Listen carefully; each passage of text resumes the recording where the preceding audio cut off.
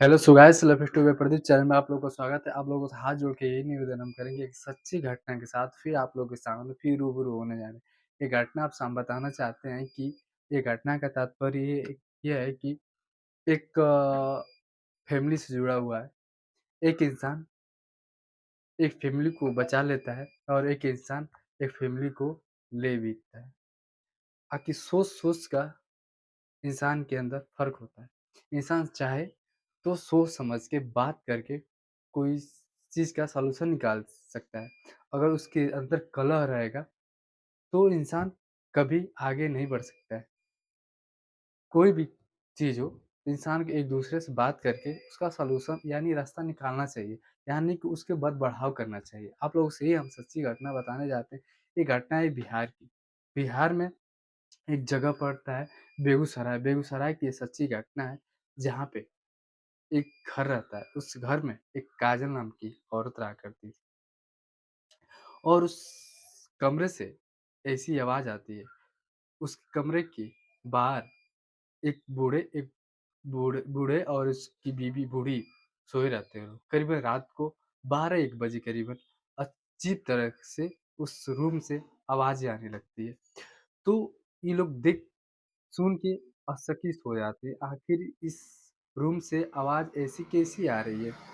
तो बूढ़े और बूढ़ी जाके झरोखा से उस जंगल कहीं से भी उस रूम के अंदर देखते हैं, उसमें उनकी बहू नग्न अवस्था में किसी के साथ रहती है।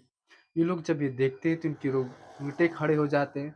इसके बाद ये लोग क्या करते हैं कि तुरंत बाहर से सिटकिनी के दरवाज़ा का लॉक लगा देते हैं। फिर अपने बेटा को फ़ोन करते हैं। उनका बेटा कहीं जॉब करता था कि बेटा तुम्हारी बीवी किसी के साथ नाजायज़ संबंध बना रही है। उसका बेटा उसको आया और देखा तो उन लोगों से बात किया। अपनी बीवी से समझाया कि आखिर तुम मान जाओ, अगर नहीं मानोगी तो हम ऐसे कब तक ऐसे रहेंगे। जो कि उस लड़की का 2 बच्चे थे। वो उस औरत का 2 बच्चे थे और जिससे वो प्यार करती थी उसका राजकुमार नाम था। ये जो उसका काजल का पति था अपनी बीवी को अच्छे ढंग से समझाया कि अगर तुम चाहो तो अच्छे से रहो, अगर नहीं चाहती हो तो फिर अपना तुम रास्ता देखो। फिर क्या करता है काजल का पति कि समझाने के बाद अपनी बीवी से पूछता है तो उसकी बीवी कहती है कि हम लोगों का 4 या 5 साल से रिलेशनशिप हम लोग बनाते हैं और इतना दिन से हम लोगों का संबंध है। आप इसे तोड़ नहीं सकते और हम उनके बिना नहीं जी सकते। तो काजल का पति कहता है, कोई बात नहीं, जो हुआ सो हुआ, अब हम इसका निवारण करके ही रहेंगे। तो काजल का पति फिर जो उसका प्रेमी रहता है राजकुमार, राजकुमार के घर जाता है और राजकुमार से कहता है, आखिर तुम ऐसे क्यों कर रहे हो? राजकुमार कहता है कि कुछ भी हो जाए, हम काजल को नहीं छोड़ सकते। तो काजल का पति ये बात सुन के हैरान हो जाता है और फिर राजकुमार से कहता है, चलो ठीक है, कोई बात नहीं, आप जैसे बोलोगे मैं वैसे करने के लिए तैयार हूँ। मेरे 2 बच्चे हैं, मैं दोनों बच्चों को ले सकता हूँ। तुम चलो शिव मंदिर में तुम दोनों की मैं शादी करा देता हूँ। इसके बाद उस राजकुमार और उस काजल को मंदिर में वो पति लेकर जाता है खुद और उसका शादी अपनी पत्नी से राजकुमार से करवा देता है। जब ये बात सुनते ही मीडिया वाले, कुछ गाँव के लोग वहाँ पहुँचे। फ़ोन, यूट्यूब के माध्यम से बहुत दूर-दूर तक ये बात फैल गई। एक पति अपनी पत्नी का विवाह किसी और से करवाते हुए यानी प्रेमिका से और वो दोनों एक-दूसरे को साथ रहने लगे और 2 बच्चों को उन्होंने अपने यहाँ रख लिया। उन लोगों को विदा कर दिया। नतीजा ये निकलता है कि आप लोग को राजस्थान की एक सच्ची घटना बताने जा रहे हैं, जो कि जयपुर में एक फैमिली रहा करती थी।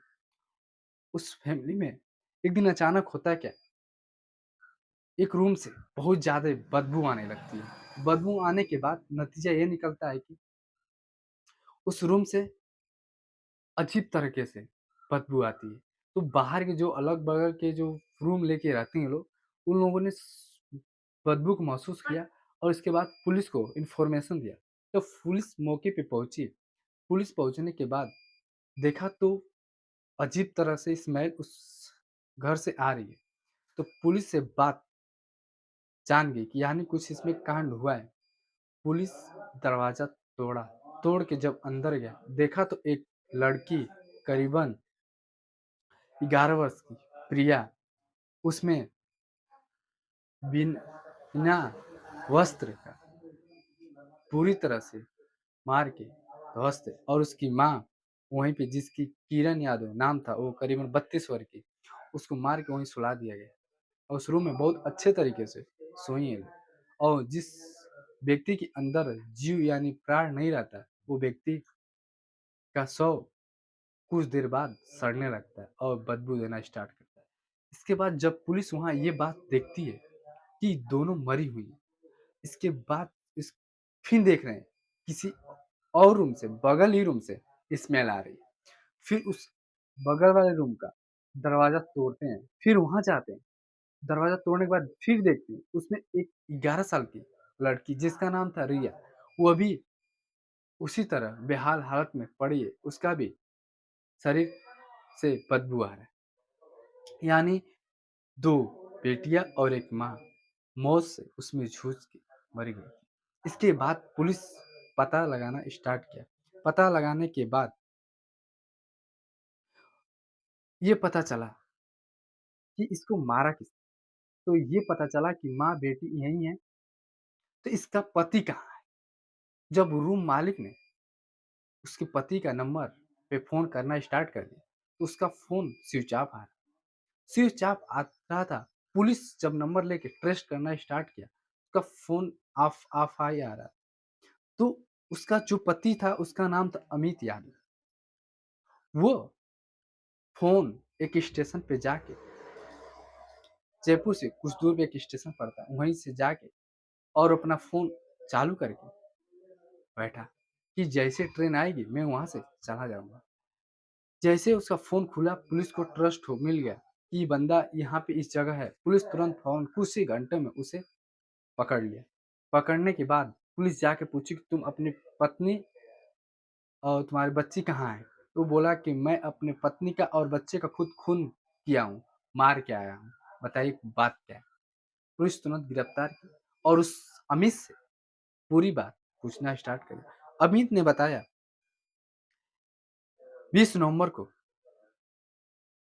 हमने घर छोड़ा, क्योंकि 18 नवंबर 2023 को हमने अपने बीवी और अपने एक बच्ची का मर्डर किया।